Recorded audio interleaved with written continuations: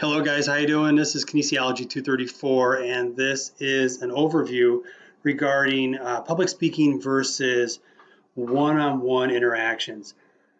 Now, as a movement practitioner, I don't care if you're a coach, a trainer, or a physical therapist, there'll be almost exclusive times where you have to work with people one-on-one and talk with them one-on-one. As a coach, perhaps you'll have a field full of 100 athletes that you're working with and it becomes more of a public speaking environment. But many times your exchanges and your interactions with your athletes will be one-on-one. This is especially true in a clinical environment when you're working with patients, and it's especially true when you are a personal trainer working with a client in a personal training session. And there's some nuance to this, right? So often students are required in their academic career to enroll in speech 101, speech 102, the art of public speaking, etc. And you're required to deliver presentations to an audience. This is a very one-sided type of conversation, if you will.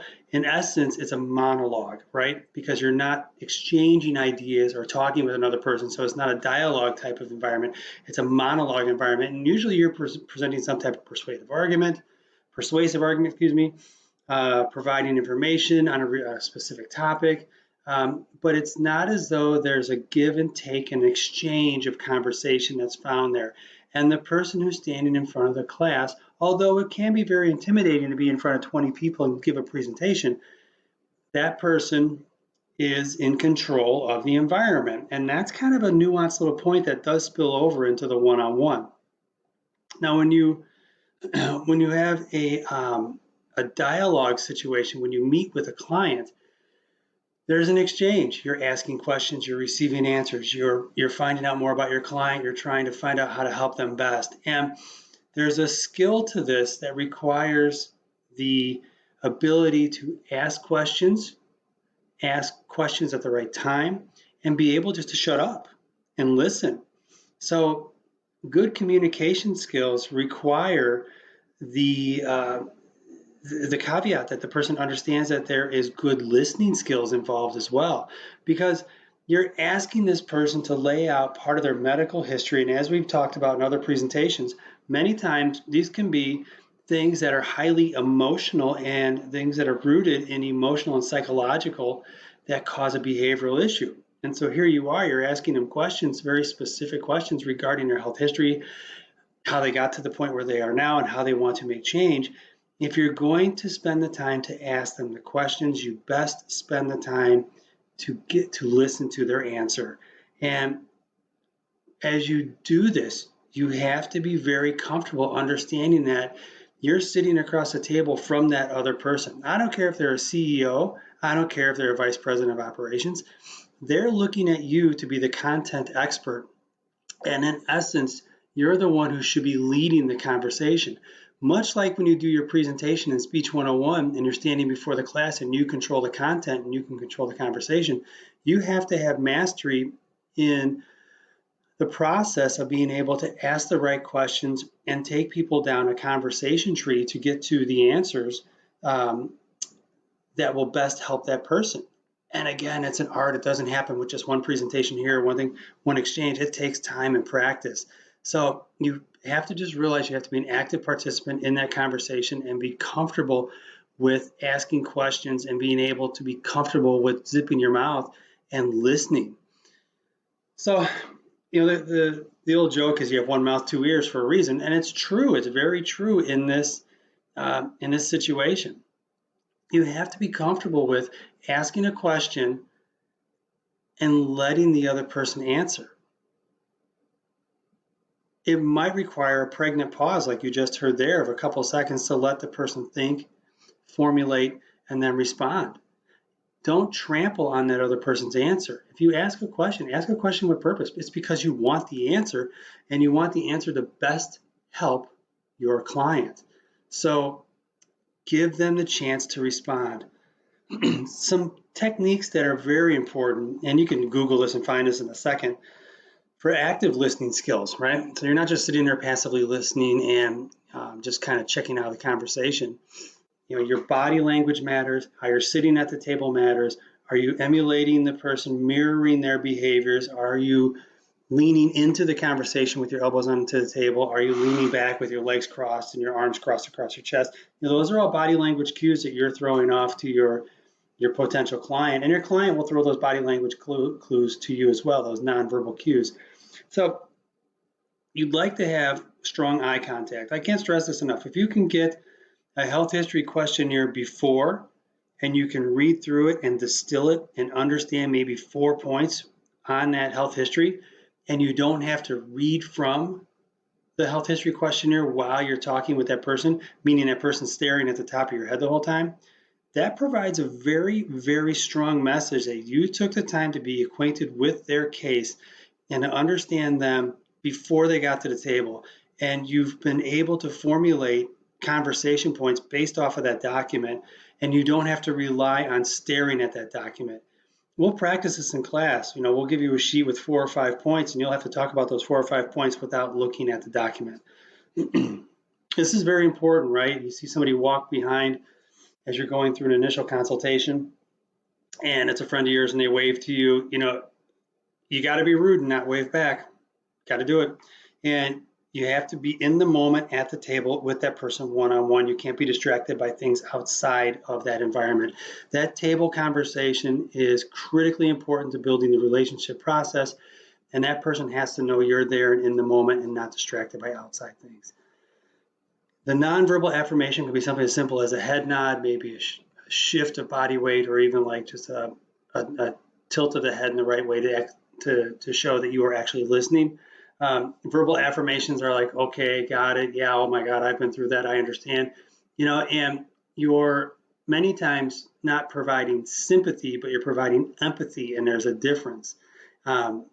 You have to be able to relate to the person, but you can't literally relate to the person if you've not been in their situation. So you have to have a more of an empathetic tone as opposed to a sympathetic tone. When the person gives their response, many times it's our initial reaction to go ahead and redirect the answer without letting them finish. If you let the person finish and you let that pregnant pause happen, many times you get a much fuller, more robust answer than you would if you cut them off. Allow the person to speak fully. And be aware of different cues from the client. As you go through a conversation, you'll see them shift their body weight, leaning into the table, away from the table, cross their legs, cross their arms, put their hands on their lap. As you go through a course of conversation, and that can be triggered by any number of different things, including how they were raised, what types of food they eat, what their lifestyle is like at home, what their drinking habits are, and you'll see them change their body language as you go through the course of conversation. I said it before in other presentations, I'll say it again. You have to be skilled at asking open and closed-end questions. Closed-end questions, very much single-word answers, yes, no, maybe so, whereas open-end questions allow the person to speak, and you have to know when to allow that person to speak. And when you use an open-ended question, you use an open-ended question to allow them to answer. Paraphrasing is a wonderful tool to let the person know that you've heard them and process what they said. Okay, Janice, if I hear this right, when you go up a flight of stairs with your laundry and stuff as you're carrying a basket, you get kind of winded. You also have a knee thing you're saying, so you have kind of two things going on here. Am I hearing that right? You're telling that person with that statement, I heard what you said, I've processed it, and now I'm trying to come up with a workable solution. And these are kind of the key things to helping build that rapport with your client. And when you go through the process, you don't have to summarize after every single statement. It's a very redundant process if you do that, but you can definitely take a moment and you can say, okay, John, hold on. I know we've talked about a lot here. I just want to make sure I have this right. You've told me this, and this, and you've also told me in your health history, your family has these things going on. Was that correct? And again, that's a very poignant moment where you're telling that person, I'm listening to you. I'm processing what you have to say. I'm bringing value to the table, and what you have to say also has value. So take that time.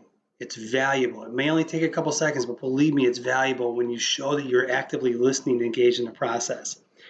So as a trainer, as a movement practitioner, whether you're a coach, physical therapist, or a personal trainer, That person who's sitting across from you is expecting you to have a high degree of specific content knowledge, and you have to be very comfortable being a content expert in this field.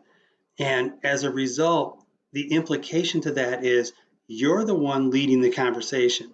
Your clients will want to go off on a tangent. You're going to have to reel them in. I mean, there's going to be points where they go off and start rambling on about different stuff, and you're going to have to pull them back into the conversation.